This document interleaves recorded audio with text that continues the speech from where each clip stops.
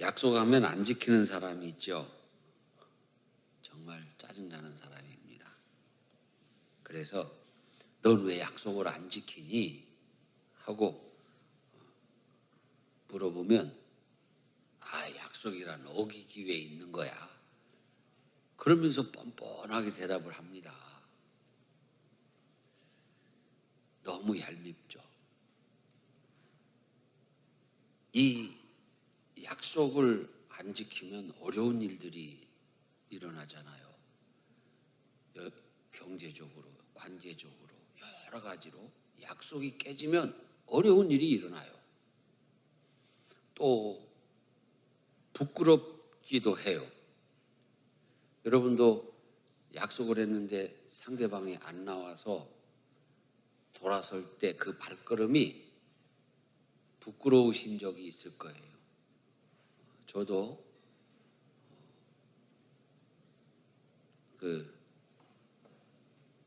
말을 해야 되나 말아야 되나 총각 때 선을 보러 갔어요. 그런데 시간이 돼도 아가씨가 안 나오는 거예요. 그래서 일어나가지고 나오는데 그 카페에 있는 사람들이 다 나를 쳐다보는 것 같아. 아유, 만나려는 사람이 안 나와가지고 지금 바람 맞고 나가나 봐. 얼마나 그 얼굴이 화끈거렸는지 몰라요. 그래서 또 괜히 그 다음에 무슨 만남이 있는데 이번에는 내가 안 나가서. 우리 젊었을 때 다 한 번씩 다 그렇게 하잖아요.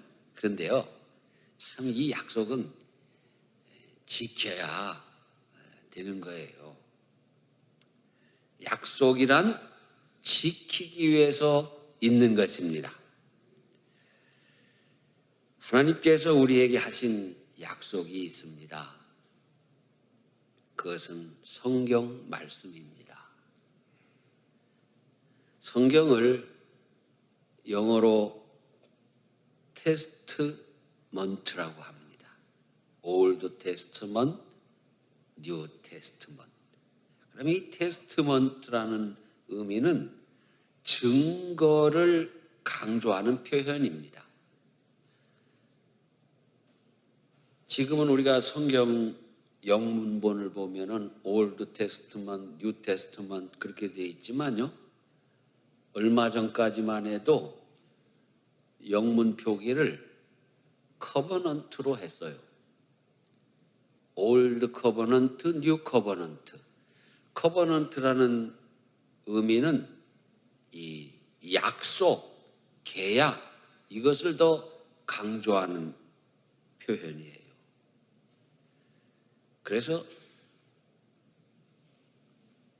표현이 지금 지나갔지만은 커버넌트라는 표현이 더 우리 신앙에 맞는 그런 표현인데 좀 아쉬운 면이 있다.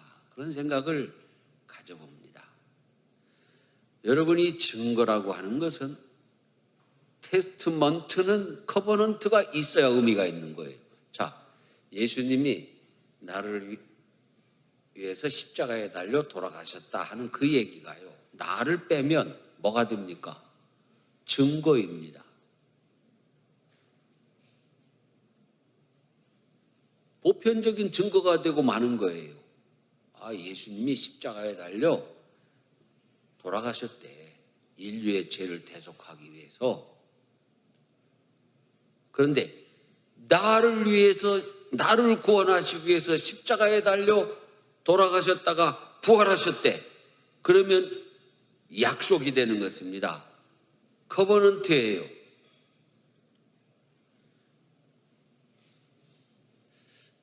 그런 의미에서 그냥 우리 이 성경에 있는 이야기들을 나하고 상관없이 받는 분들의 대화를 한번 제가 소개를 할게요. 어느 시골 마을 경로당에 목사님이 전도를 하러 가셨어요. 그리고 예수님 이야기를 쭉 해주고 이제 나오셨는데, 그 경로당에 할머니들이 몇 분이 있다가 그 목사님 이야기를 들었어요. 그런데 한 할머니가 저 목사가 왜 왔다 갔대? 예수 믿으랴. 그런데 그 무슨 얘기가 그렇게 많아? 예수라는 남자가 못에 찔려 죽었대야. 그런데 다시 살아났대. 자, 증거잖아요, 증거. 그 할머니들하고 관계가 형성이 되지 않았어요. 예수라는 사람이 하나님이 신이신데 예수님이 인간이 돼서 이 땅에 오셔서 내 죄를 대신 짊어지고 십자가에 달려 죽으셨대. 그래서 나를 지옥 갈 거를 구원해 주시고 부활하셨대. 나는 그것을 믿어. 그것이 약속인 것입니다. 커버넌트. 하나님께서 우리에게 주신 약속이 무엇입니까? 구원과 삶의 축복입니다. 하나님이 세상을 이처럼 사랑하사 독생자를 주셨으니 이는 그를 믿는 자마다 멸망하지 않고 영생을 얻게 하려 하심이라. 하나님은 우리에게 구원의 약속을 하셨습니다. 누구든지 예수 믿어라. 내가 구원한다. 그리고 우리에게 번성의 약속도 하셨습니다. 내가 반드시 너에게 복주고 복주며 너를 번성하게 하고 번성하게 하리라 하셨더니 그가 이같이 오래 참아 약속을 받았느니라. 오늘 본문 14절 말씀입니다. 두 가지 약속하셨잖아요. 구원에 대한 약속, 삶의 축복에 대한 약속. 그런데 오늘날 일부 강단에서는 기복신앙은 안 된다고 강조를 하면서 틀리게 얘기를 합니다. 여러분, 기복신앙은 안 됩니다. 그런데 기복신앙이 뭔지를 정확하게 얘기하고 그렇게 하면 안 된다고 해야죠. 여러분, 교회에 나오고 또 신앙생활을 한다고 하면서 하나님을 믿는다 하는데 사실은 하나님을 안 믿고 사실은 예수님을 안 믿고 복만 받으려고 교회 출입을 하는 것을 기복신앙이라고 하는 것입니다. 이 세상에 축복만 받으려고 하는 것을 기복신앙이라고 하는 것이지, 예수 그리스도의 십자가의 은혜를 받고 영혼 구원의 확신을 가지고 있는 사람이 하나님 나에게 삶의 축복을 주시옵소서 하고 기도하는 것은 그것은 기복신앙이 아닙니다. 정상적인 것이고 정당한 것입니다. 예수 믿는 사람이 어디 가서 복을 달라고 빌겠습니까? 여러분, 예수 믿는 사람이 어디 가서 복을 달라고 빌어요? 예수 믿으면 예수님에게 복을 달라고 빌어야죠.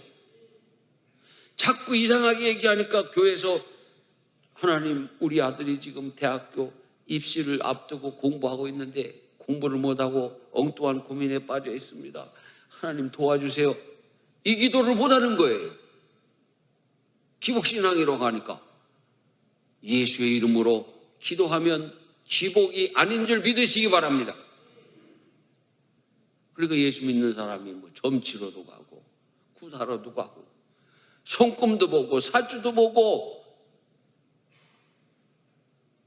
그러면서 기복신앙을 얘기하는 사람들이 예수 그리스도의 십자가 얘기는 안 해요. 이 땅 위에 샬롬만을 강조합니다. 여러분, 예수 그리스도의 십자가가 없는 이 땅 위에 샬롬, 정의와 인권과 평화와 물질의 축복, 그것만을 강조하는 것이 사실은 엄청나게 큰 기복신앙 아닙니까? 예수 없는 물질의 축복, 예수 없는 건강의 축복, 예수 없는 출세, 예수 없는 모든 세상 부귀영화가 기복이죠.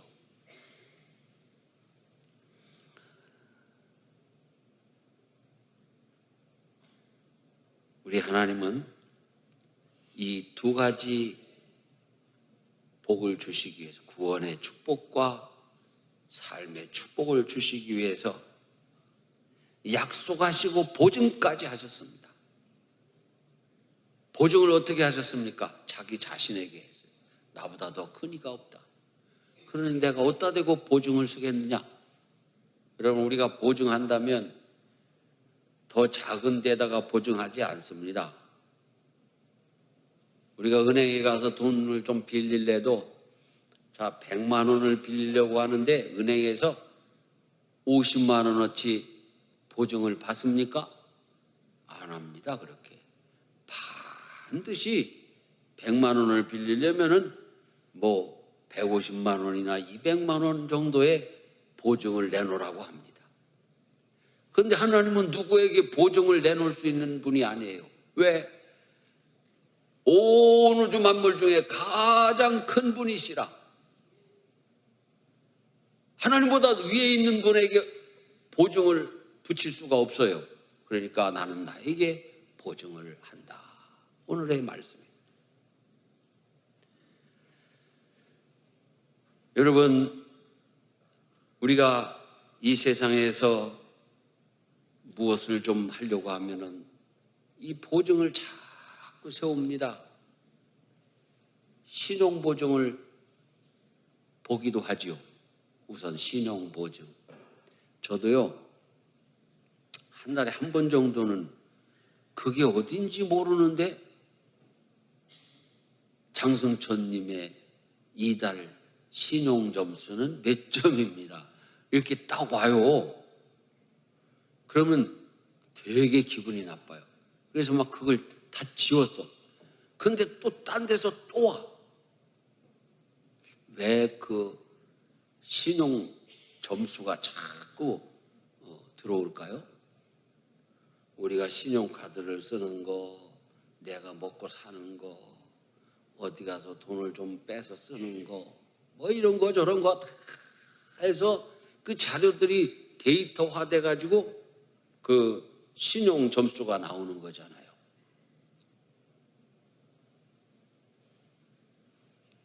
나는 신용이 굉장히 낮아요. 높아본 적이 없어요. 그런데 목사가 뭐 신용이 높아야 될 일도 없고 아마 앞으로도 글쎄 높을 일이 별로 없을 것 같긴 해요. 그러나 아무 문제 없어요.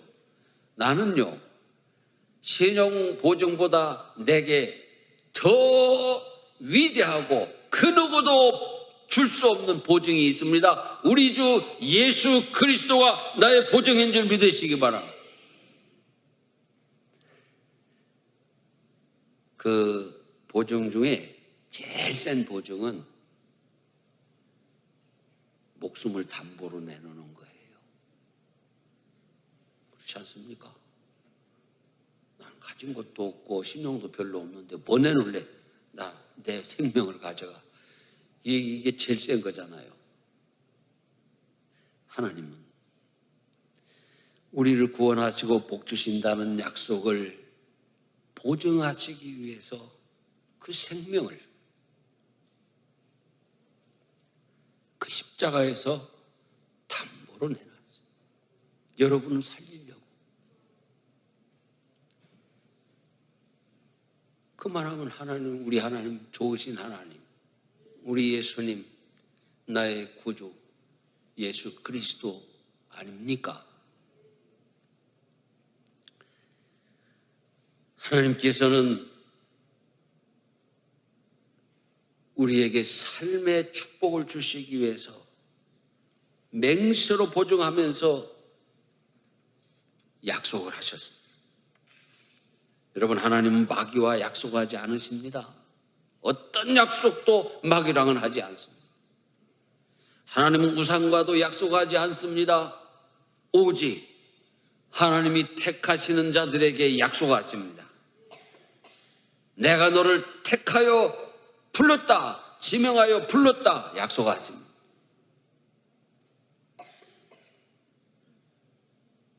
우리가 하나님 부르셨을 때 십자가의 그 은혜를 믿고 예수님을 영접하면 택함 받은 백성으로 우리 하나님이 주시는 구원의 은혜와 삶의 축복을 누리게 될 줄 믿으시기 바랍니다.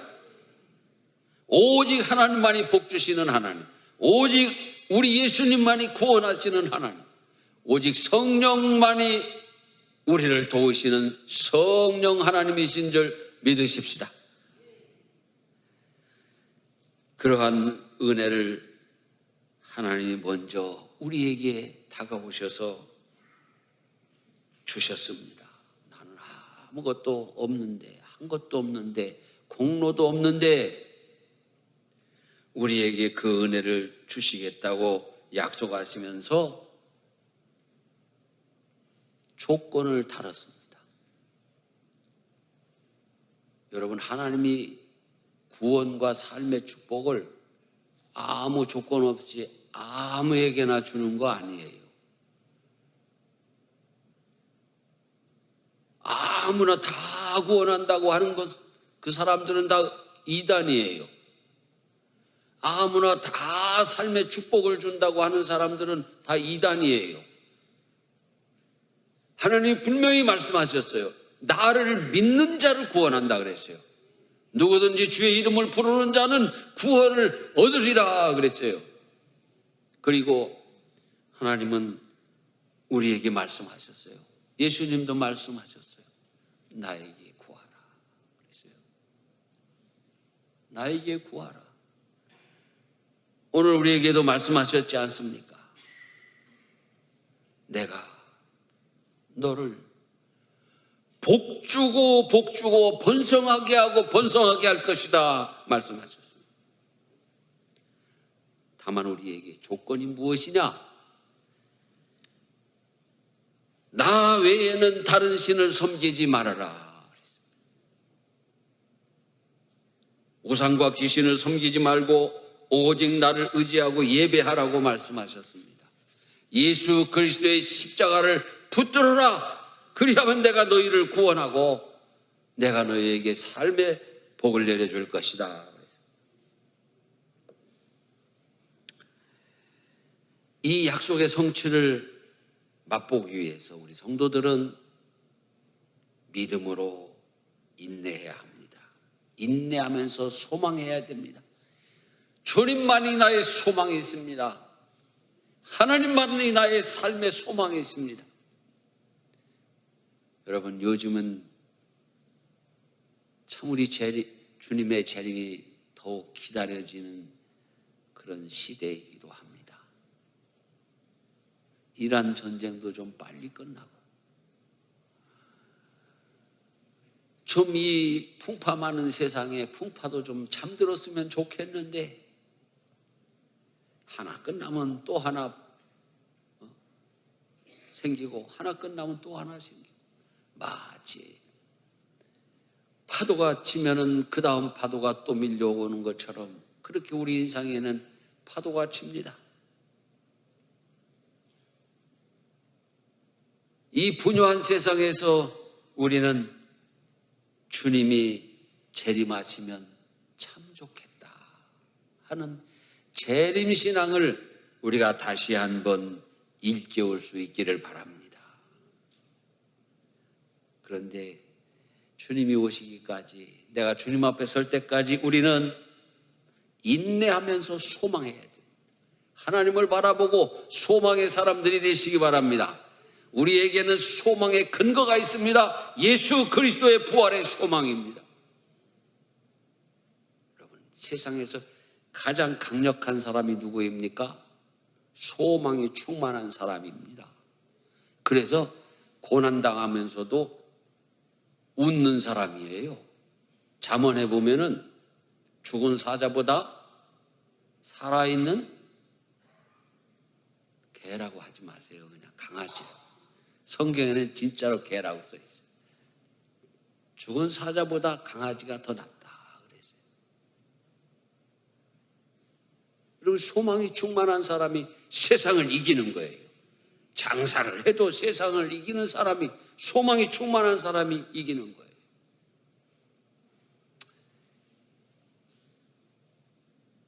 그 소망이 충만한 사람, 내가 아주 오래전에 봤는데요. 권투 시합 때 내가 그걸 봤어요.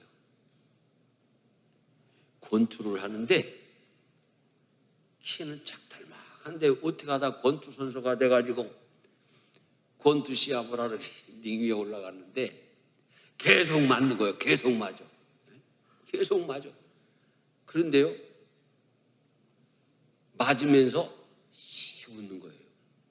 세상에 맞으면서 웃는 사람이 제일 무서운 거더라고요. 여러분, 처녀 귀신 나올 때 우물에서 처녀 귀신이 쭉 나오는 영화가 있어. 처녀 귀신 나오는 건 안 무서워.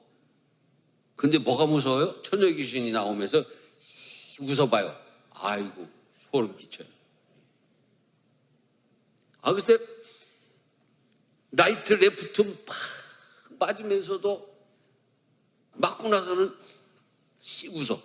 그러니까 때리던 상대편 선수가 질려가지고 때리다 지쳐가지고 팔을 턱 내려놨는데 그때 가서 탁 하니 이겨버리고 말더라고요. 여러분, 부자라고 소망이 있는 게 아니에요. 건강이 많다고 소망이 있는 게 아니에요. 어떤 사람이 소망이 있습니까? 죽어도 사는 부활의 소망이 있는 사람이 소망의 사람입니다. 이 약속을 받고 소망의 본이 된 사람이 있습니다. 아브라함입니다. 아브라함은 하나님이 약속하신 아들 이삭을 선물로 받기 위해서 강도 높은 테스트를 받았습니다. 여러분, 아브라함은 부자였습니다. 얼마나 부자였냐면, 여러분이 창세기를 읽다 보면은 조카 롯의 그 종들하고 아브라함의 종들이 싸움이 일어났어요. 뭐 때문에? 풀밭 때문에. 그 얘기는 가축이 너무 많아져 가지고, 그때는 목축 시대였으니까 소 많은 사람, 양 많은 사람이 부자잖아요. 우리나라도 이제 우리나라가 목축 국가였던 시기는 없지만 농경 시대에도 여러분, 누가 시골에서는 제일 부자였어요? 소 많은 사람이 제일 부자였어요. 지금은 소 한 마리가 얼마인지 제가 잘 모르지만은 지금도 소 한 마리 가격이 만만하지 않아요. 그래서 아브라함과 롯의 그 종들이 싸움이 일어나서 헤어질 정도로 부자였어요. 그런데 소망이 없었어요. 매일 소가 새끼를 낳고 양이 새끼를 낳고 부자가 되었는데 아무 재미가 없어요. 왜? 자식이 없어요.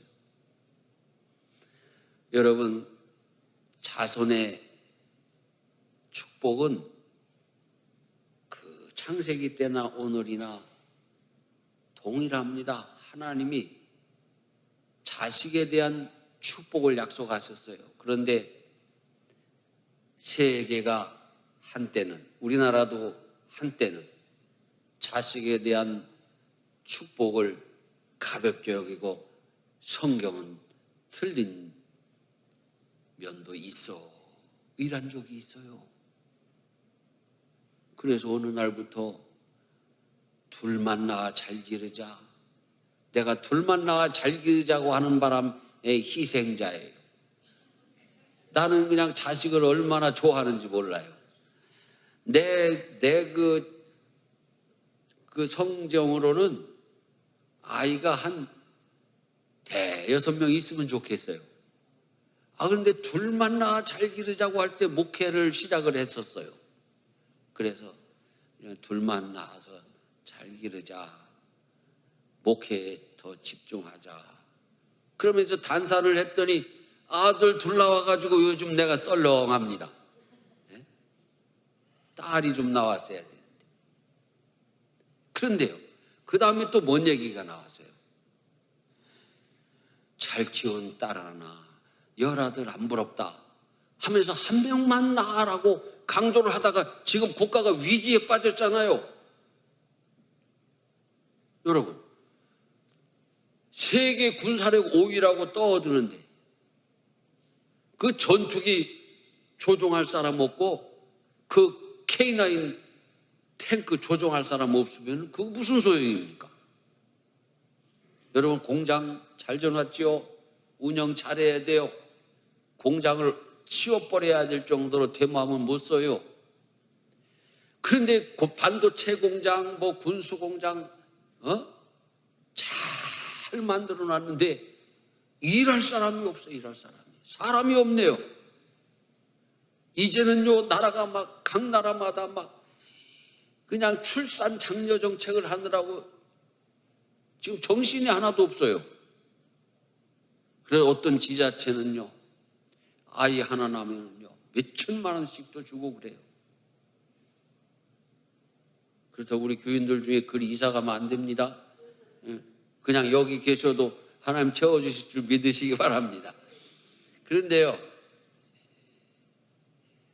아브라함은 자식이 없어서 소망이 없는데 하나님 어느 날, 아브라함아, 내가 너에게 내 자손이, 내가 자식을 줄 건데 내 자손이 하늘의 별같이 땅의 바다의 모래같이 많을 것이다 그랬어요. 믿고 기다리는데 아무리 기다려도 25년이 되도록 안 주셔요. 아이를 낳을 수 있는 나이에 말씀하셔 놓고 아이를 낳을 수 없는 늙고 꼬부라지기까지 안 주셨어요. 사라도 마찬가지. 그래서 이미 이 자연 단산이 된 상태가 됐어요. 그런데도 하나님 가끔 나타나셔서 내가 준다니까. 그러니까 오죽하면 아브라함도 하나님 됐어요. 내가 내 종 엘리에셀에게 유산 물려주고 그렇게 하고 말겠습니다. 아니야, 내가 줄게. 그러면서 25년을 기다리게 하셨다가 독자 이삭을 주셨어요. 얼마나 기뻤겠습니까? 그런데 아브라함은 독자 이삭을 선물로 받고 하나님께서 이제 이 아들을 통해서 내 후손을 하늘의 별같이 땅 위에 바다의 모래같이 많게 해주실 줄 믿었는데요, 하나님께서 아브라함아, 네 독자 이삭을 제물로 드려라 그러셨어요. 제가 그 성경 창세기를 그 학생 때 읽고요, 나도 모르게요, 나 같으면 아들 데리고 도망가 버려. 무슨 하나님이 25년 기다려가지고 독자 하나 주고서는 그 독자를 제물로 드리라고 해. 제가 목사 아들이에요. 목사 아들인데도 하나님이 그런 하나님인가? 어쩌면 그럴 수가 있나? 잔인하고 무정하고.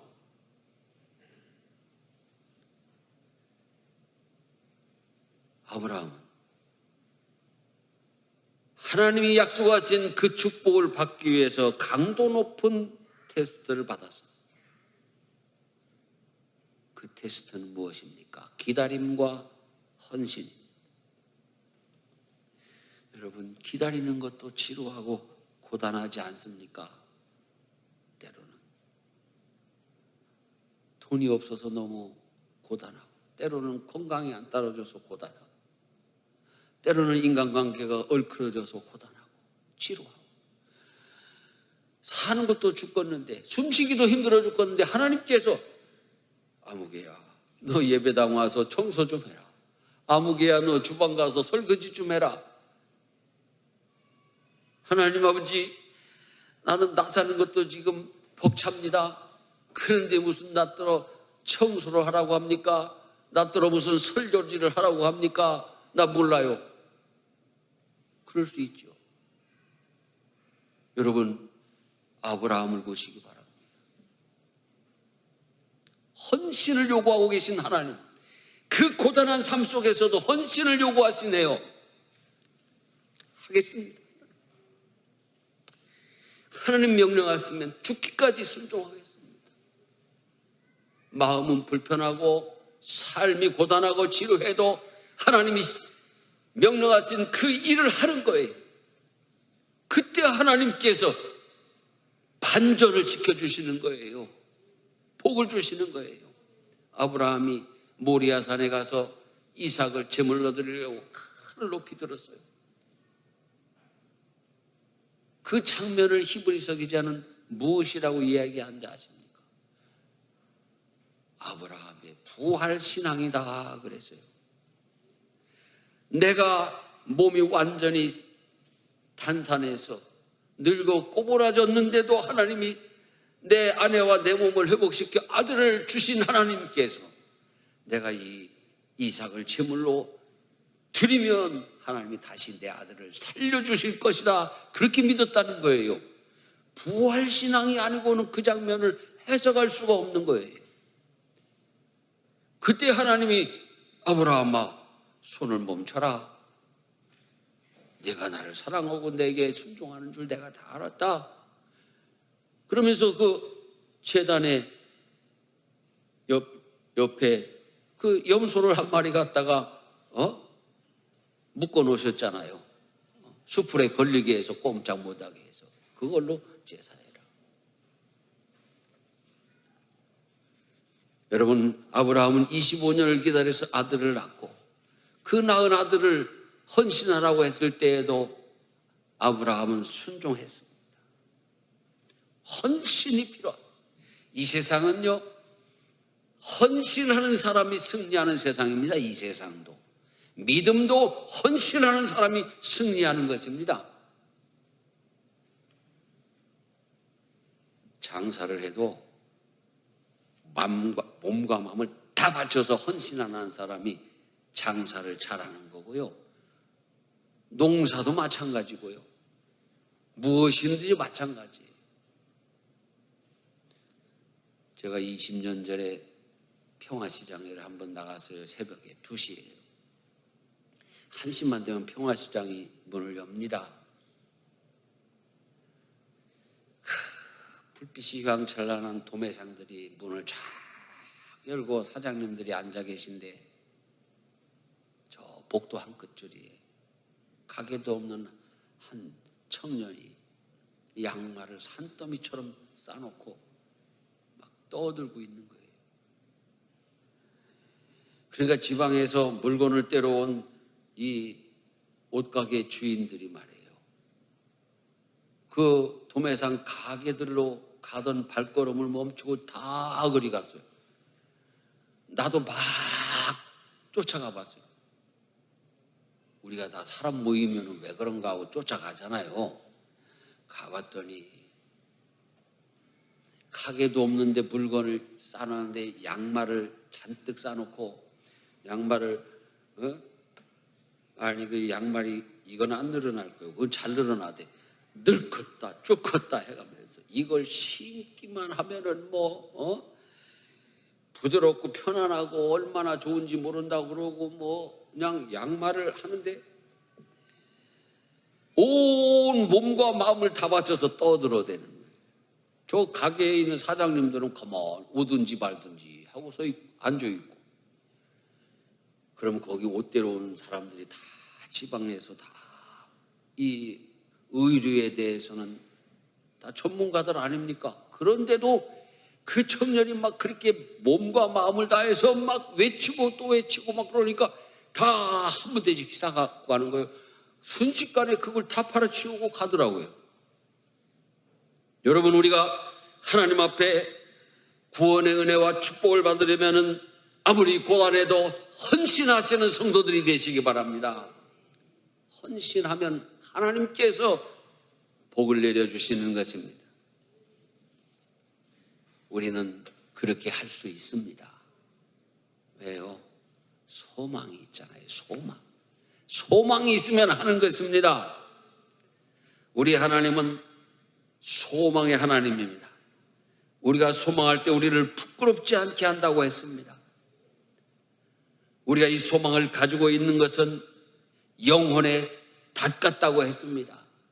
소망이 있어야지 흔들리지 않는 거예요. 여러분, 풍랑이 있는 배 위에서 배가 흔들리지 아니하고 하게 하려면 뭐가 있어야 됩니까? 닻이 튼튼하게 서 있어야 돼요. 요즘은 그걸 뭐로 표현할 수 있을까요? 배의 키지요. 수십만 톤의 유조선도 그 배 뒤에 뭐가 있어야지 든든해요? 이 키가 있어야 돼. 닻이 있어야 되고. 소망이 없는 사람은 키 없는 사람 같은 거예요. 소망이 없는 사람은 닻이 없는 사람 같은 거예요. 우리 주님은 우리의 소망이 되시기 위해서 대제사장으로 지성소에 들어가셨습니다. 지성소에 들어가셨다는 것은 예수 그리스도께서 십자가에 의해서 속죄 제물이 되신 것을 의미하는 것입니다. 성도 여러분, 우리는 다 아브라함의 자손입니다. 영적으로 우리는 다 아브라함의 자손입니다. 이제 우리가 아브라함의 자손으로 아브라함처럼 구원의 은혜와 축복을 받으면서 살아야 되겠습니다. 여러분들이 다 아브라함의 축복을 받으시기 바랍니다. 저나 여러분이나 눈 감고 있을 때나 눈 뜨고 있을 때나 나에게 약속의 땅은 어디일까?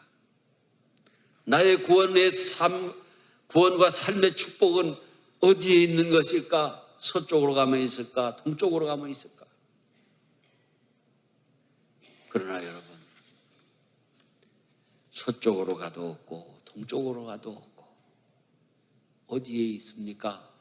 예수 그리스도 안에 나의 구원과 삶의 소망이 있는 것입니다. 로마서 5장 5절에 보면 소망이 우리를 부끄럽게 하지 아니함은 우리에게 주신 성령으로 말미암아 하나님의 사랑이 우리 마음에 부은 바 됨이라. 그래서 신실한 하나님의 약속을 붙드시기를 바랍니다. 십자가의 소망을 붙드시고 이 흔들리는 땅에서 흔들리지 않는 소망의 그리스도인들이 다 되시기를 축원합니다.